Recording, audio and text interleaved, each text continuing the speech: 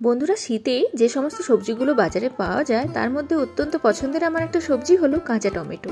তো এই কাঁচা টমেটো দিয়ে আজ একটা রেসিপি তোমাদেরকে বানিয়ে দেখাবো। রেসিপিটা অত্যন্ত সহজ, যে কেউ বানাতে পারবে। আর রেসিপিটা এতটাই টেস্টি না, এক থালা ভাত খেয়ে নেবে। আর পাশাপাশি রেসিপিটা ভীষণ হেলদিও। তাহলে চলো ঝটপট দেরি না করে দেখে নেওয়া যাক আজকে কি বানাচ্ছি কাঁচা টমেটো দিয়ে।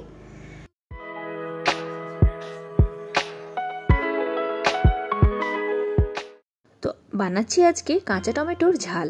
তো এর জন্য কাঁচা টমেটো নিয়ে নেব, কিন্তু আমি এখানে যে টমেটোগুলো নিয়েছি দেখতে একটুখানি হলুদ হয়ে গেছে।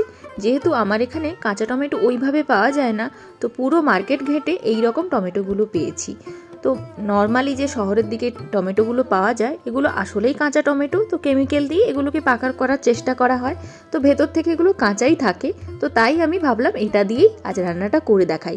আর তোমরা যদি একদম গ্রিন কালারের কাঁচা টমেটো পাও তাহলে তার কোনো কথাই নেই। তো টমেটোগুলোকে আগে থেকেই ভালো করে ধুয়ে নিয়েছি, তারপর এরকম পাতলা পাতলা করে কেটে নেব। বড় করেও কাটতে পারো, তবে খুব বেশি বড় করে কেটো না, তাহলে না রান্না করতে বেশ সময় লাগবে। তো সমস্ত টমেটোগুলোকে ভালো করে কেটে নিয়েছি পাতলা পাতলা করে। এখন এই টমেটোগুলোর মধ্যে সামান্য কিছু মশলা দিয়ে দেবো, আর রান্নাটাতে খুবই মশলা কম লাগবে।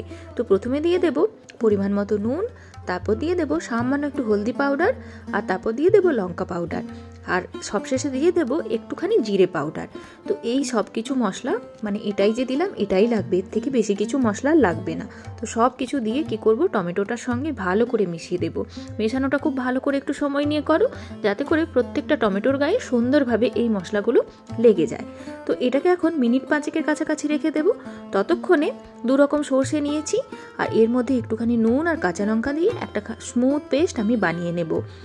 আমি এখানে দু রকমের সর্ষে দিয়েই বাটাটা করছি, তোমরা চাইলে একরকম সর্ষে দিয়ে করতে পারো, তবে দু রকম দিয়ে করলে না বেশি ভালো হয়।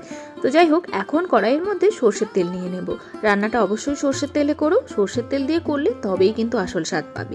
তেলটা গরম হলে একটুখানি কালো জিরে ফোড়ন দিয়ে দেবো, আর দিয়ে দেবো কয়েকটা থেতো করে রাখা রসুন আর দুটো কাঁচা লঙ্কা। তো এই রসুন কাঁচা লঙ্কা সব কিছুকে কালো জিরের সঙ্গে ভালো করে ভেজে নেব, যতক্ষণ না রসুনটা ব্রাউন হয়ে যায় আর একটা খুব সুন্দর গন্ধ ছাড়ে।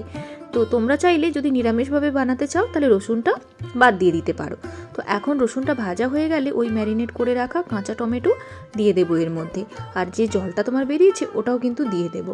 এরপর কাঁচা টমেটোটাকে ওই মিডিয়াম টু লো ফ্লেমে রেখে মিনিট 2-3 মতো ভালো করে ভেজে নেব। আর এই রান্নাতে কিন্তু বাইরে থেকে কোনোভাবেই জল দিতে লাগবে না, টমেটো থেকে যে জলটা বেরোবে তাতেই রান্না হয়ে যাবে। আমি আরও সামান্য একটুখানি নুন দিয়ে দিলাম, দিয়ে ভালো করে টমেটোটাকে 2-3 মিনিট ভেজে নেব, আর তারপর ঢাকা দিয়ে টমেটোটাকে সেদ্ধ হতে দেবো এর নিজেরই জলে। তো মাঝে একবার নাড়াচাড়া করে দেখে নেব যে টমেটোটার কি অবস্থা আছে বা টমেটোটা সেদ্ধ হলো কিনা। তো টমেটোটা বেশ খানিকটা সেদ্ধ হয়ে গেলেও এখনও পুরোপুরি সেদ্ধ হয়নি। তো এখন এটাকে ঢাকা দিয়ে আরও বেশ খানিকক্ষণ রান্না করে নেব, যতক্ষণ না এটা সুন্দরভাবে সেদ্ধ হয়ে যায়।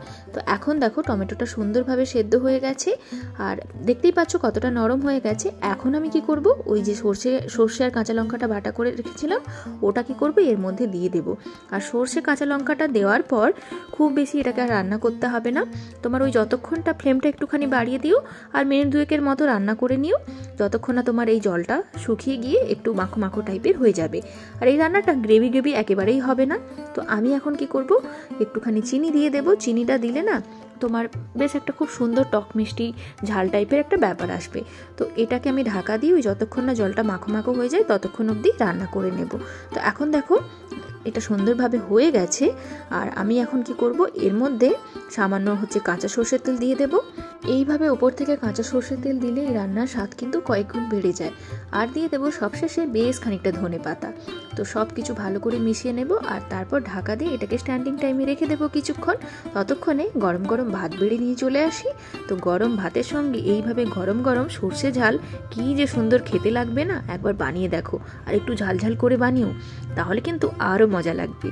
তো অবশ্যই বানিও, রেসিপিটা দারুণ খেতে লাগে। যারা কখনো এইভাবে বানিয়ে খাওনি তারা তো অবশ্যই খেও, আর যারা বানাও তারা তো জানোই কতটা টেস্টি। তো বন্ধুরা, এই ছিল আজকে ছোট্ট একটা ভিডিও। জানিও কিন্তু কেমন লাগলো আজকে রান্নাটা। তো চলো নতুন রান্না নিয়ে খুব তাড়াতাড়ি দেখা হয়ে যাবে, ততক্ষণ সবাই ভালো থেকো। আর হ্যাঁ, কে কোথার থেকে দেখছো ভিডিওটা সেটাও কিন্তু জানিও, তার সঙ্গে পারলে আমার চ্যানেলটাকে সাবস্ক্রাইব করে দিও। তো চলো নতুন ভিডিও নিয়ে তাড়াতাড়ি দেখা হয়ে যাচ্ছে, ততক্ষণ ভালো থেকো।